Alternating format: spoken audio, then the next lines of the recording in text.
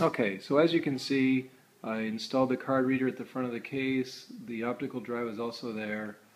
There's going to be a fan here and here. These are going to be the two fan controllers, or one fan controller taking up both drive bays there. So from the front you see the card reader. And before we move on and show you how the lighting control works, this is the USB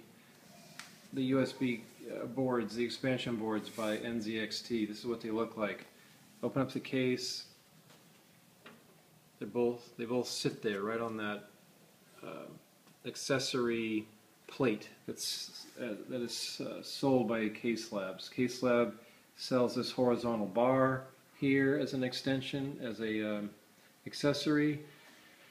They sell the plate as an accessory. They sell all these things. So I use this plate to mount the two USB control boards on, and I've already attached the cables. They're ready to go, and that's plenty of USB capacity for the things I want to plug in. To summarize, I want to plug in, I have two Corsair H100i controllers I want to plug into there. I want to plug the power supply has a USB control.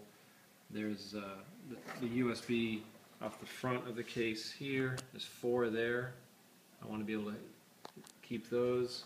So most of these will be actually utilized. I won't have many left over. So it's and there's room on this plate if I want to add a third, which I don't think I will, but it's there. Now the lighting control. It sits behind this. It's one 5.5-inch drive bay, and I utilized the whole drive bay and included the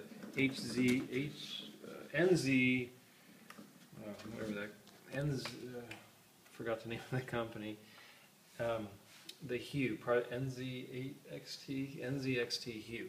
So if you can imagine, you're going to look through the window. You won't see this. It's covered by the solid panel of the door. There's a big window here. You see the motherboard, and you might see a faint glow of the controller, because this lights up.